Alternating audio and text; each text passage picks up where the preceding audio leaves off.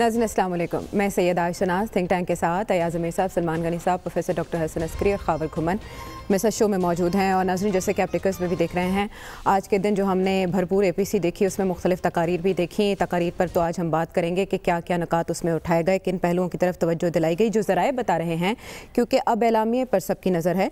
तो APC ने वज़ीर आज़म से इस्तीफ़े का मुतालबा किया है। इसके अलावा ये फैसला किया गया है कि जनवरी में लॉन्ग मार्च किया जाएगा, उससे पहले जलसे जुलूस रैलियाँ होंगी वार्म अप के लिए, और इस मौके पर कहीं ना कहीं इस्तीफ़ों का ऑप्शन भी बरूए कार लाया जा सकता है। ये ज़राए से ख़बरें हैं। इसके अलावा मिसाक़े जमहूरियत की तर्ज पर मिसाक़े पाकिस्तान की तैयारी के लिए कमेटी कायम कर दी गई है। चार्टर ऑफ पाकिस्तान इसका नाम होगा। अच्छा यह सब, कल आपने कहा न चिंगारी है न आग, आज कोई चिंगारी नज़र आई आपको या राख का ढेर था सब? जहाँ पे नाअहली की हुक्मरानी हो, वहाँ पे नॉन इवेंट भी इवेंट बन जाते हैं। और आज की जो APC है, जिसके बारे में हमने कहा था, मैं कम अज़ कम कह रहा था पिद्दी क्या पिद्दी का शोरबा, वो इवेंट बन गई है। क्योंकि मुल्क में एक किस्म का सियासी खला है, और मुल्क में सियासत में जो कारबंद सियासत है, उसमें अफसोस से कहना पड़ेगा नकम्मापन बहुत है। उस वजह से, और आज की जो APC थी, उसका जो मेन इवेंट था वो मियां नवाज शरीफ की तकरीर थी, जो कि बहुत ही मौसर, बहुत ही जामे और बहुत ही अच्छी लिखी हुई थी। उसमें जो उन्होंने चार्ज शीट मुरतब की, अब बहुत से लोग इस मुल्क में उस चार्ज शीट से इत्तफाक करेंगे, उसके नकात जो हैं, और जिस किस्म की उन्होंने बताया कि ये हमारा बंदोबस्त और सियासत रही है, और कैसे यहाँ पे जमहूरियत अंडरमाइन, कमज़ोर की गई है, बहुत सारे लोग इस मुल्क में हल्का जो है वो उनसे इत्तफाक करेगा। उन्होंने प्लान ऑफ एक्शन कोई नहीं दिया, और ये भी देखना है कि उनकी तो चिंगाड़ती हुई तकरीर थी, इससे ज़्यादा जलाने वाली सुलगती चार्जशीट वो दे नहीं सकते थे। क्या उनकी पार्टी उनके साथ मुत्तफिक है? क्या यहाँ जो लोग हैं वो भी उनके हम ख्याल हैं? ये देखने वाली बात है। और ये भी देखना है कि बाकी सियासी जमातें क्या करेंगी। अगर आज कोई कहे कि नून लीग पार्टी ऑफ रेजिस्टेंस जमात मुज़ाहमत बन सकती है, वो उसका मिजाज नहीं है। लेकिन एक बात हम नतीजा अक्स कर सकते हैं, आज से लेके अगले इलेक्शन तक वो जब भी हों, मियां नवाज शरीफ का हेडक्वार्टर रायविंड रोड नहीं होगी बल्कि लंदन ही होगा, और वहाँ से जो गोला बारी उन्होंने करनी है वो वहीं से करेंगे। और एक किस्म की जो उन्होंने बैटल लाइन ड्रॉ कर दी है कि भाई देख लें, आपने इलेक्शन ऐसा इफ़ेक्ट किया, सिलेक्ट ये किया, फलाने को बिठाया, आप ऐसे ऐसे करते रहे हैं।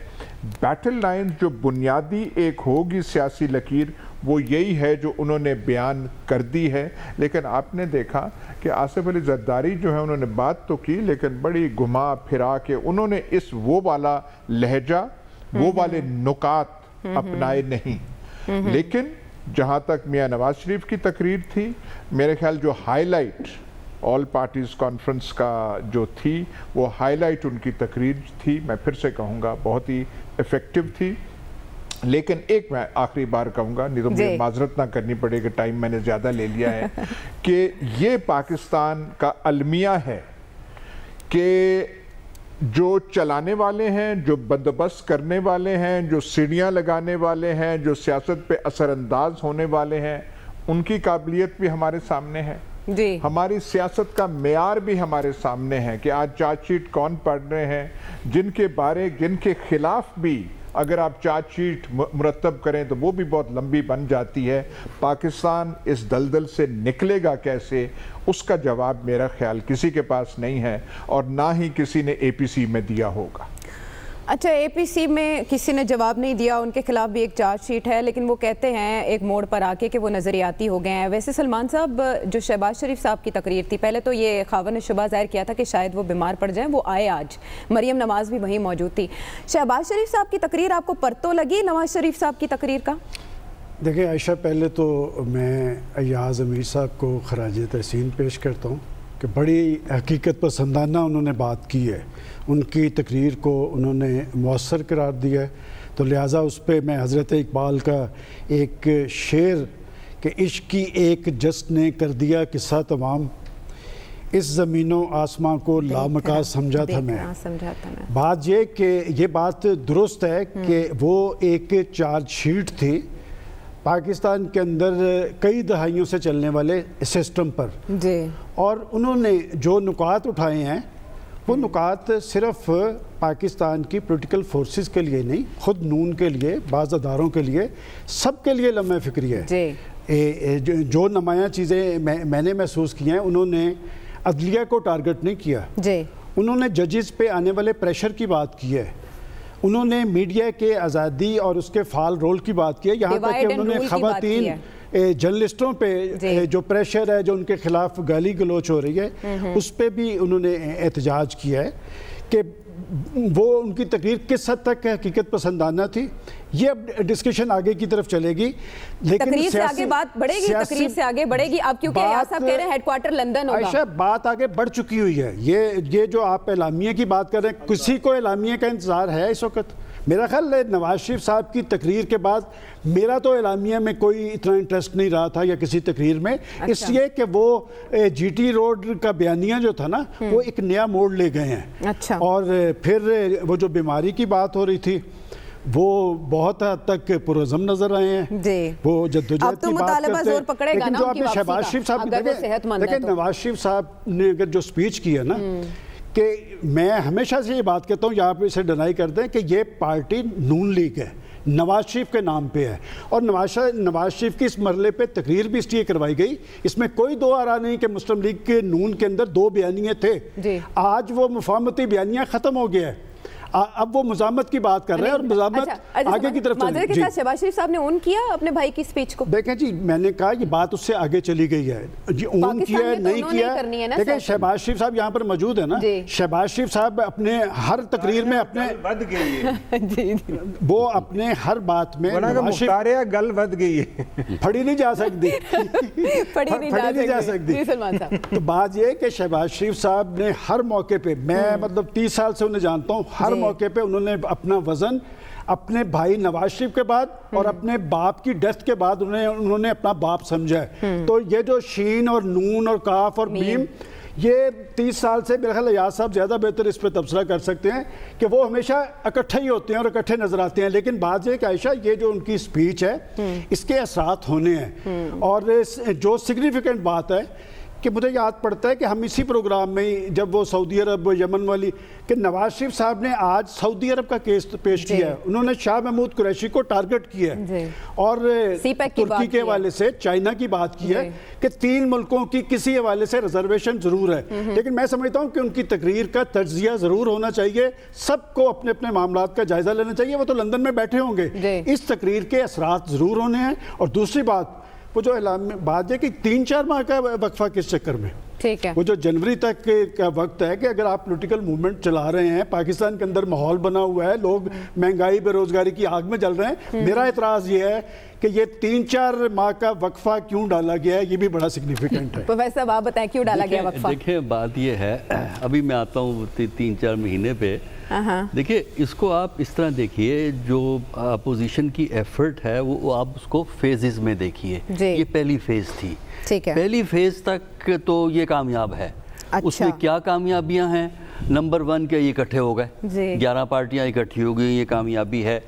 फिर जो नवाज शरीफ साहब ने एड्रेस किया, काफ़ी मौसर एड्रेस था और बड़े स्ट्राइडेंट अंदाज में एक चार्जशीट पेश की, एक यानी आप ये कहिए अपनी इंटरप्रिटेशन दी है कि पाकिस्तान के हालात क्या हैं, मैं मजलूम हूँ बाकी सारे जालिम हैं। अच्छा चलिए, नैरेटिव है।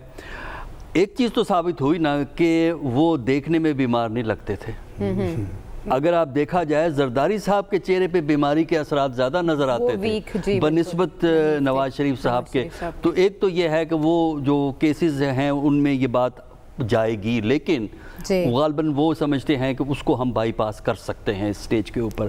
دیکھیں انہوں نے ایک نقطہ نظر پیش کیا, اس کے فائدے جو ہیں نا, نمبر 1 پہلا فائدہ اس کا پہنچتا ہے پارٹی کو. پارٹی میں زیادہ جوش, پارٹی میں زیادہ ولولہ, پارٹی میں زیادہ ایکٹیویزم پیدا ہوتا ہے, اور جو ڈیفرنسز پارٹی میں موجود ہیں وہ ختم تو نہیں ہوئے لیکن وہ وقتی طور پہ ایک سائڈ پہ چلے گئے ہیں. ایک سٹرائیڈنٹ ڈنڈے باز قسم کا نیریٹو جو ہے وہ ہمیں اس سے ڈومیننٹ نظر آتا ہے, اس حد تک کامیاب ہے. دوسرا یہ ہے کہ پنجاب کے اندر جو بہت سا پرو نواز طبقہ تھا, پرو پی ایم ایل طبقہ تھا, جس میں بزنس مین بھی تھے, مڈل لیول کے بزنس مین, جو اب اس پرابلم میں تھے کدھر جائیں, کیونکہ انہیں پتہ نہیں لگ رہا تھا کہ پی ایم ایل کیا کرے گی, پی ٹی آئی کیا کرے گی. دوسرا بیوروکریسی, جو بیوروکریسی کے اندر بھی جو انہوں نے اپنے لیے سپورٹ بلڈ کی تھی پنجاب کے اندر پی ایم ایل این نے, وہ بھی کافی حد تک کچھ لوگ تتر بتر ہو گئے تھے, کچھ ادھر ادھر ہو گئے تھے, ان کو بھی اب انکریجمنٹ ملے گی. اس کا مطلب یہ ہے کہ پنجاب کے اندر پی ٹی آئی کے لیے گورننس کے مسئلے میں اضافہ ہو جائے گا, گورننس کی مشکلات میں اضافہ ہوگا, کیونکہ اس سے بہت سے جو سپورٹ جو دب گئی تھی پی ایم ایل این کی وہ تھوڑی سی آگے آئے گی. اور شہباز شریف صاحب ساتھ ہوں گے. دیکھیں شہباز شریف صاحب کی اور یہ سوچ میں فرق رہے گا, یہ پارٹی کے اندر اس سوچ میں فرق رہے گا جو ہمیشہ سے تھا. ایک وہ اپروچ تھی جو ڈاؤن لیگ کی صورت میں نظر آئی کہ اداروں کو بھی حملہ کر دو, آج بھی اداروں پہ حملہ ہوا ہے, بلکہ عمران پہ کم ہے, اداروں پہ زیادہ ہمیں نظر آتا ہے. تو یہ اسٹرائیڈنٹ اپروچ ہے, لیکن اس کے ساتھ ساتھ ایک پیرلل تھنکنگ اپروچ نہیں میں کہوں, ایک parallel thinking P M L N میں موجود تھی ہے, وہ پیچھے چلی جاتی ہے, آگے آ جاتی ہے, لیکن یہ معاملہ آئے گا. لیکن اصل جو چیز ہے اس کی بنیاد پہ ہم یہ نہیں کہہ سکتے کہ فیز 2 یعنی اس کو عملی شکل پہنانے میں کتنی کامیابی ہوگی. آج کی کامیابی گارنٹی نہیں ہے, ان کے پاس ٹائم ہے فروری کے اینڈ تک. اچھا, مارچ میں ہونے سینٹ کے الیکشن, سینٹ کے الیکشن میں پی ٹی آئی کو میجورٹی مل جائے گی سینٹ کے اندر, کیونکہ ان کی پوزیشن مضبوط ہے. لہذا ان کی کوشش یہ ہوگی کہ فروری اگلے سال تک 2021 تک کسی طریقے سے یہ حکومت بھی چلی جائے, یہ پارلیمنٹ بھی چلی جائے, تاکہ ان کو نہ ملے.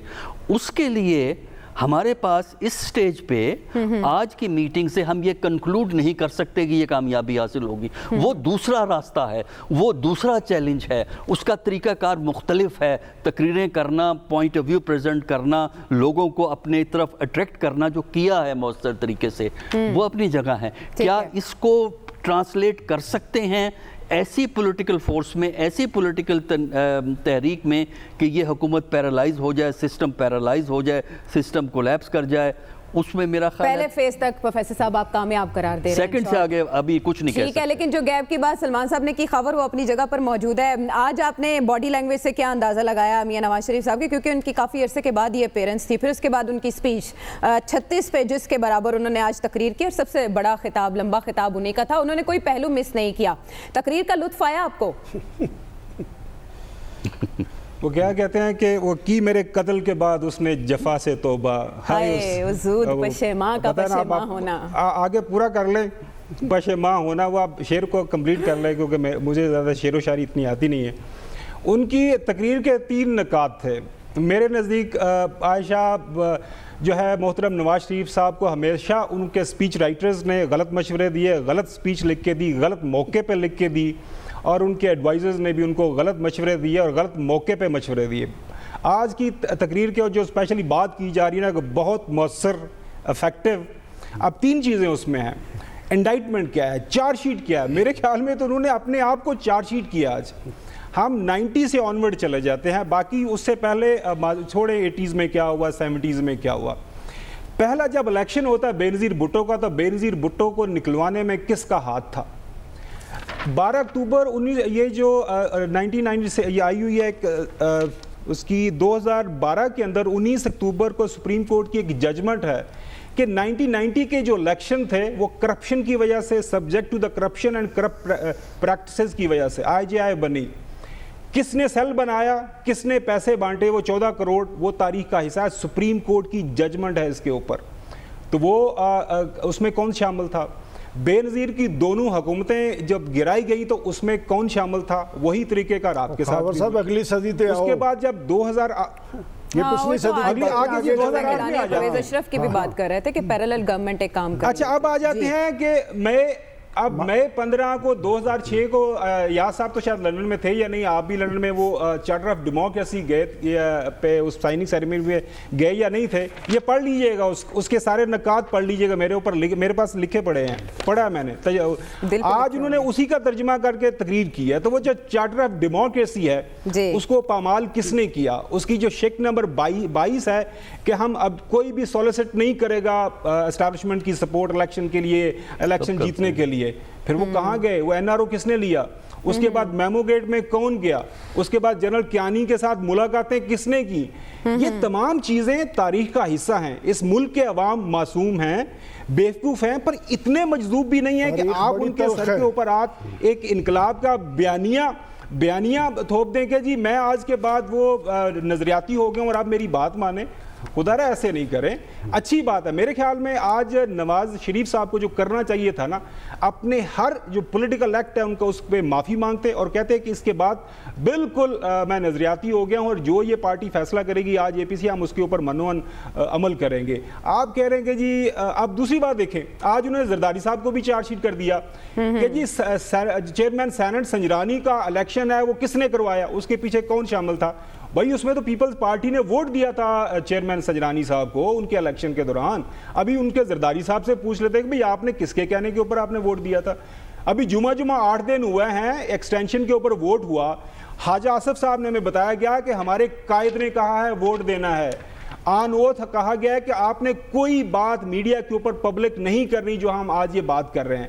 تو یہ کس کو یہ باتیں بتا رہے ہیں؟ فلائٹ پکڑیں, پاکستان میں آئیں اور آ کے سیاست کریں. ماشاءاللہ بالکل آپ نے صحیح فرمایا, وہ بالکل ایکٹیو نظر آ رہے تھے, کسی طرح سے بھی ایسا کوئی شائبہ نہیں مل رہا تھا کہ وہ بیمار ہیں. اللہ تعالیٰ انہیں اور لمبی صحت دے اور ایکٹیو وہ ہیں اور باقی پالیٹکس کریں. سلمان غنی صاحب کے بیان کے اوپر میرے بس آنسو ہی نکلنے رہ گئے کہ بڑے بھائی نے کبھی چھوٹے بھائی نے کبھی بڑے بھائی کو دھوکہ نہیں دیا, ہمیشہ ان کے پلڑے میں وزن ڈالا. آج جا کے شہباز شریف صاحب سے پوچھیے گا ان کے دل کے اوپر چھریاں ماری ہیں اس ملک کے اندر.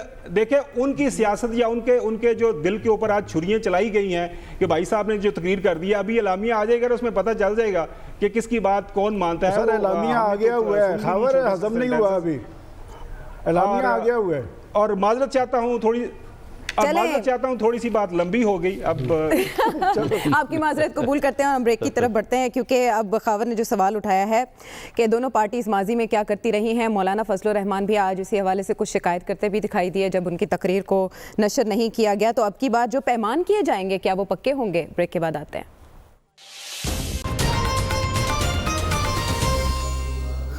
ویلکم بیک ٹو دا شو. ایاز صاحب نے پروگرام کے آغاز میں بات کی کہ آج کی جو تقریر تھی وہ بہت اچھی تھی, لیکن plan of action Nawaz Sharif صاحب کی جانب سے نہیں دیا گیا. بہرحال باڈی لینگویج کے اعتبار سے تو ایاز صاحب وہ بہت پر اعتماد دکھائی دیے تھے, اور جیسے کہ کہا جاتا ہے کہ نواز شریف صاحب کوئی معاہدہ یا کوئی ڈیل کر کے ملک سے باہر گئے تھے, اسی وجہ سے مریم نواز بھی بہت عرصہ خاموش رہیں. سوال یہ پیدا ہوتا ہے کہ ایسے ڈیل کر کے جانے والا ایسی تقریر کرے گا؟ احسان کا بدلہ تو احسان کے سوا کچھ نہیں. ایاز صاحب ایسا نہیں ہوتا. نہیں وہ آپ ان کی دفاع میں آپ یہ باتیں نہ کریں کہ ایسے ڈیل نہیں ہو, وہ آپ نہ کریں. وہ خود اپنی دفاع آپ سے بہتر کر سکتے ہیں, وہ آپ لینے دیجیے. ایاز صاحب نواز شریف صاحب نے آج ثابت کر دیا, پھر سے پہلی بار نہیں ثابت کر رہے, کہ اقتدار سے جب وہ باہر ہوتے ہیں تو ملک کے سب سے سیانے اور زیرک سیاستدان وہ ہیں. مولانا فضل الرحمان سے کہیں آگے انہوں نے مشرف کو جل دیا. سعودیہ گئے تو وہاں پہ جل دے کے لندن چلے گئے, جل دیا اور وہاں چلے گئے. یہ ایک عجیب مطلب داستان ہے جس پہ پتہ نہیں بہت کچھ کوئی سوان حیات ان کی لکھنی چاہیے, کہ ہم جیسے سوچ رہے تھے کہ دوبارہ ایسے وہ نہیں کر سکیں گے, انہوں نے وہی کیا. توسیع پہ نون لیگ کی سیاست کو چھوڑ, یہاں پہ چپ, کرتے کرتے وہاں پہ پلیٹلیٹس کا وہ سب کچھ کر کے پھر جل دے گے اور آج وہاں پہ امام خمینی بن کے یہ سارا جو ہے انہوں نے بوچھاڑ کر دی. اور ٹارگٹ آپ دیکھیں, انہوں نے عمران خان کو, آج مین ٹارگٹ ان کا عمران خان نہیں تھے, مین ٹارگٹ ان کا, میں اب کیا کہوں, ادارے تھے. اور اداروں پہ جب ایسے گولہ باری ہوتی ہے ادارے والوں کو اچھا نہیں لگتا. وہ جو ہیں جسے ہم اسٹیبلشمنٹ کہتے ہیں, جو بھی کہیں, سلمان غنی صاحب بہتر ایک لفظ لا سکتے ہیں, پھٹے والے کہیں, جو بھی ہے, وہ ایک خول میں رہتے ہیں, ایک ببل میں رہتے ہیں. آپ کا لفظ وہ ببل جب پنکچر ہوتا ہے تو ان کا اعتماد متزلزل ہوتا ہے اور وہ اس کیفیت سے کمفرٹیبل نہیں ہوتے. آج اتنی ڈائریکٹ اٹیک اور کوئی کر نہیں سکتا تھا جس طریقے سے کی, اور جس مدلل طریقے سے کی. یہ نہیں کہ انہوں نے ایسے کوئی گالم گلوچ دیا, انہوں نے ایک چارج شیٹ جیسے آپ وہ بناتے ہیں, بہت ایک جو ایک بہت عقل مند وکیل جیسے بنایا, انہوں نے وہ پورا ایک کیس پیش کیا. اور وہ جو 2018 کا الیکشن بندوبست کرنے والے تھے ان کے لیے آج بہت انکمفرٹیبل, ڈسکمفرٹ والی شام ہوگی. اور اس کا جواب کہاں سے آئے گا؟ کیونکہ جو ان کا وہ خاکہ تھا, جو یہ خاکہ جو انہوں نے اپنے ذہن میں بنایا تھا, یہی جب اگلے الیکشن آئیں گے, اب الیکشن وہ یا تو آپ وہ بالکل پوسٹ پون کر دیں, ختم کر دیں, وہ تو بات ایسے ہونے, الیکشن تو ہونے ہیں آج کل پرسوں جب بھی ہیں, جب وہ ہوگا تو اس الیکشن میں ایشو اور کچھ چیز نہیں ہوگی, سی پیک نہیں ہوگا, روپے کی بے توقیری یا بے قدری نہیں ہوگی, وہ یہ ہوگا جو آج میاں نواز شریف نے بیان کر دیا کہ 73 سال میں روٹ کاز کیا تھا. شاید روٹ کاز کوئی اور ہو, لیکن انہوں نے جو بیان کیا کانوں کو وہ بات لگے گی. یہ علیحدہ بات ہے کہ اقتدار سے باہر سب سے سیانے زیرک وہ ہیں, اقتدار میں آتے ہیں تو سب سے زیادہ جلد باز وہ ثابت ہوتے ہیں. کوئی دیوار دیکھیں تو اس میں ضرور ٹکراتے ہیں, کوئی تیر ہو تو اسے ضرور چھلانگ لگا کے پکڑتے ہیں, لیکن وہ الگ کہانی ہے. آج انہوں نے پیش کر دیا, اور جو بندوبست کرنے والے تھے وہ آج اچھی مطلب اس پوزیشن میں نہیں ہوں گے. اور ایک اور ان کو یہ بھی صدمہ ہوگا بندوبست کرنے والے کہ جو سیاسی مورا آگے بٹھایا تھا, جو کہ وزیر اعظم ہاؤس میں بیٹھے ہوئے ہیں, وہ آج کی سیاسی یلغار جو اٹیک ہے اس کا جواب دینے کی بالکل پوزیشن میں نہیں ہے. ان میں وہ دم خم, ان میں وہ سمجھ, ان میں وہ وسعت وہ نہیں ہے. جواب وہ جن پہ گولہ باری ہے وہ جواب دے نہیں سکتے, جن کو دینا چاہیے ان میں وہ صلاحیت نہیں ہے. حکومتی پرفارمنس اس کا اچھا جواب ہو سکتی تھی, لیکن سلمان صاحب, شبلی فراز صاحب کہتے ہوئے پائے گئے ہیں کہ ادارے اس کا نوٹس لیں.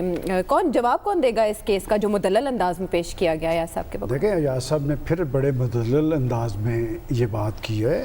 اداروں کا کیس پیش کرنا حکومت وقت کی ذمہ داری ہوتی ہے کہ ادارے اس چیز میں انوالو نہیں ہوتے. اس طرح کی الزام تراشی میں نہیں. اگر سلمان غنی صاحب میری تعریف سے پرہیز کر لیں تو مجھے بہتر لگے گا. اس میں آپ مشکوک نہیں ہوتے, آپ بے فکر رہیں, آپ کا کیس مضبوط ہے.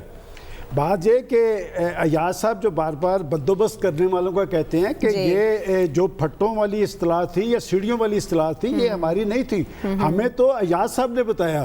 چونکہ ہم تو اسٹیبلشمنٹ کا لفظ استعمال کرتے تھے, چونکہ بار بار یہ بات کی گئی. اور آج یہی بات نواز شریف صاحب کی تقریر کا مرکز تھا کہ پاکستان کے اندر پہلے سے معلوم ہوتا ہے کہ حکومتیں کس کی بننی ہیں. بلکہ میں تو یہ نکتہ بھی اٹھاؤں گا, تو 3 دفعہ تو پرائم منسٹر خود نواز شریف صاحب بھی رہے, تو تاثر تو اس وقت بھی یہی تھا کہ جی ان کی حکومت بننی ہے. تو بات یہ کہ میرا خیال اداروں کو اس ساری صورتحال میں الجھانے کی بجائے مناسب یہی ہے کہ اس ساری صورتحال کے جو بینیفیشری ہیں وہ پاکستان کے پرائم منسٹر ہیں. اور آج بجائے یہ کہ ان کے وفاقی وزیر اطلاعات اور دیگر ترجمان یہ کہتے نظر آئیں کہ جی ادارے اس کا نوٹس لیں, ادارے نوٹس نہیں لیں گے.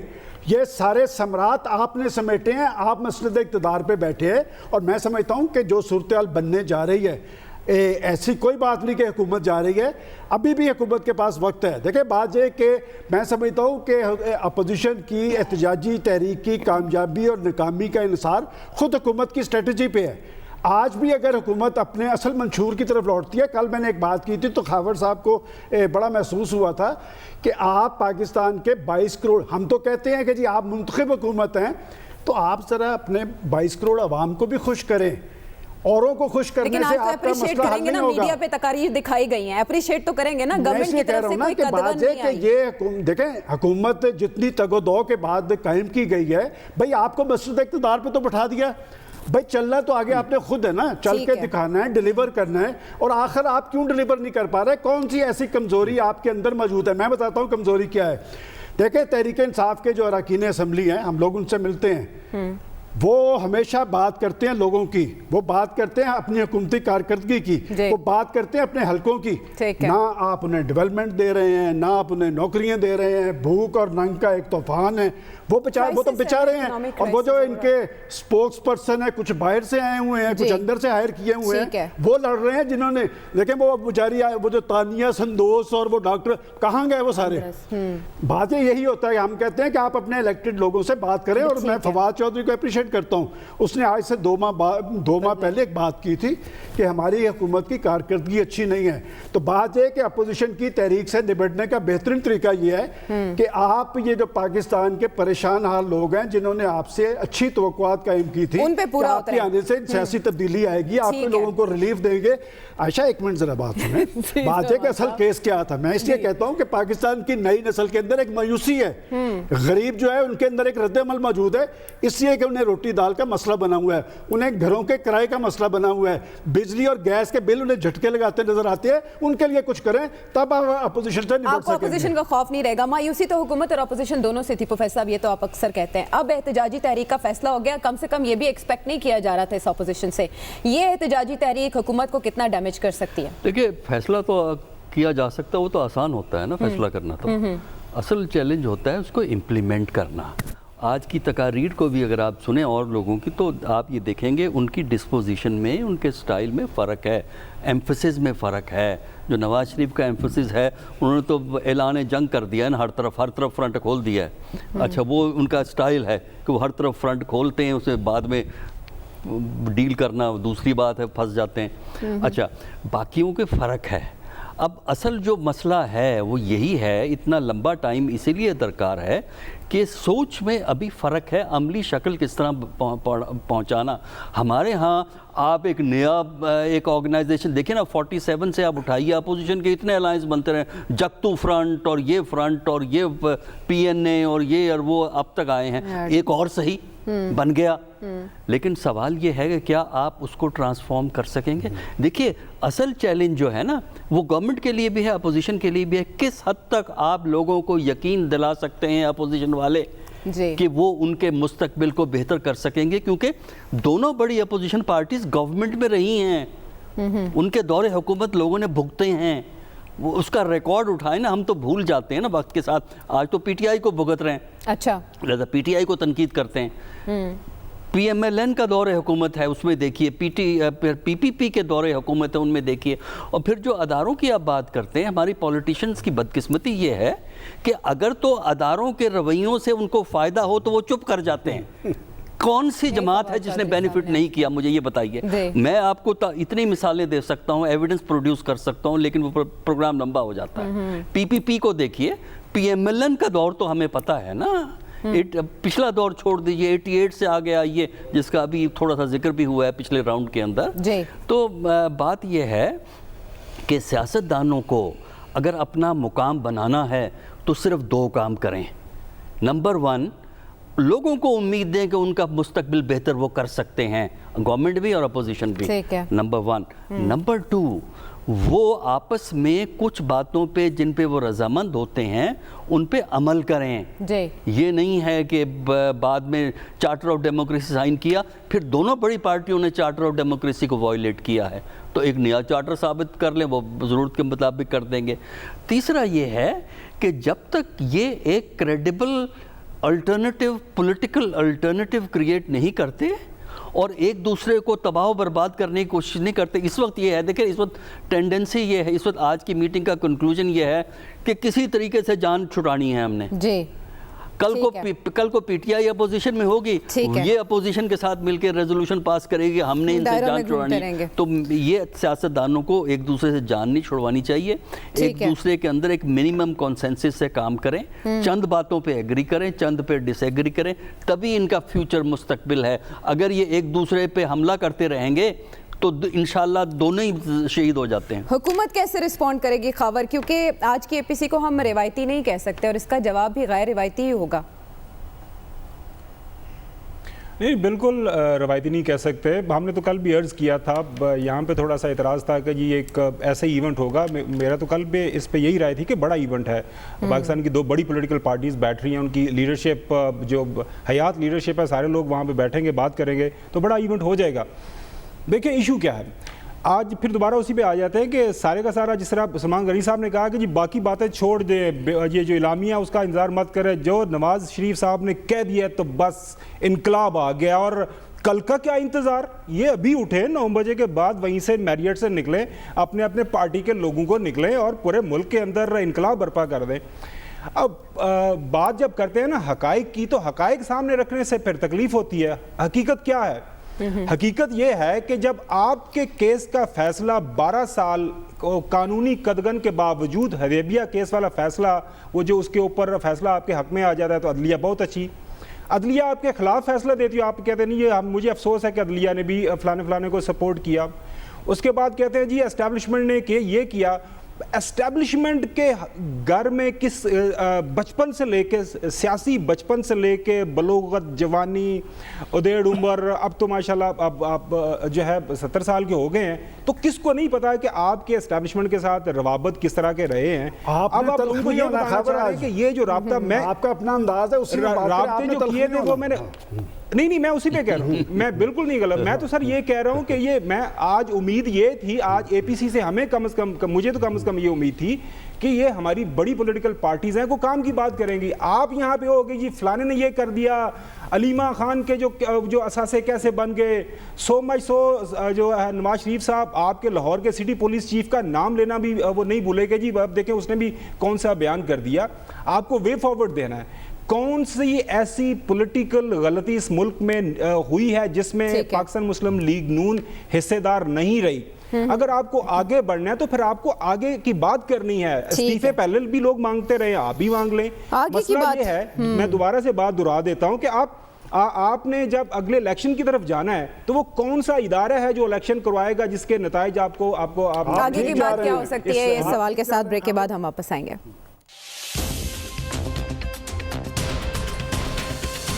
ویلکم بیک ٹو دی شو۔ اب ہمارے پاس کچھ سیکنڈز باقی ہیں اور ریاض صاحب، اس میں آپ کے سوال کا جواب مجھے چاہیے کہ ملک میں جو ایک قسم کا سیاسی خلا ہے یہ کون پر کرے گا آنے والے وقت میں؟ دیکھیں نا، وہی مخمصہ ہے، میں آپ سے مختصراً یہ کہہ رہا ہوں لیکن میں جلدی کوشش کروں گا اپنی بات ختم کرنے کی۔ پریشانی آج اسلام آباد میں بیٹھے والوں کی نہیں ہے، وہ تو مورے ہیں، انہوں نے کیا پریشان ہونا ہے، پریشان بندوبست والوں کا ہوگا۔ بندوبست والوں کو آج مزید احساس ہوگا کہ یہ کام سارا جو ہے وہ چل نہیں رہا، اور اس غلطی کا احساس ہوگا کہ ہم بھانپ نہ سکے کہ ہمارا پرابلم نون لیگ تھا یا ہمارا پرابلم نواز شریف تھا۔ ان کا پرابلم نون لیگ نہیں ہے، نواز شریف ہے۔ اگر پچھلے الیکشن یہ فیئر اور شفاف کرتے تو نون لیگ نے میجورٹی میں آنا تھا، وزیر اعظم شہباز شریف بن جاتا، شہباز شریف وزیر اعظم بنتا تو نواز شریف کی خود بخود چھٹی ہو سکتی۔ وہ اسٹریٹجک غلطی تب وہ کر گئے، اب اس کا خمیازہ جی اپوزیشن کیا کرے گی؟ معذرت ہے صاحب کٹ کرنے کے لیے، یہ جو موو اپوزیشن نے چلانی ہے وہ فضل الرحمان اس میں ڈومینیٹ نہیں کریں گے، اور اس میں دونوں بڑی پولیٹیکل پارٹیز، اور یہ پولیٹیکل پارٹیز نہ سول نافرمانی کی بات کریں گے، نہ بجلی کے بل پھاڑیں گے، نہ پارلیمنٹ پہ حملہ کریں گے، نہ پی ٹی وی پہ حملہ کریں گے۔ یہ قانون اور آئین کے دائرے میں کوئی غیر ریاض صاحب کے بقول غلطی کا احساس، تو کیا غلطی کا یہ احساس ہمیشہ کے لیے ہے؟ پروگرام کے حوالے سے فیڈ بیک ضرور دیجیے گا۔ اگلے پروگرام تک کے لیے اللہ نگہبان۔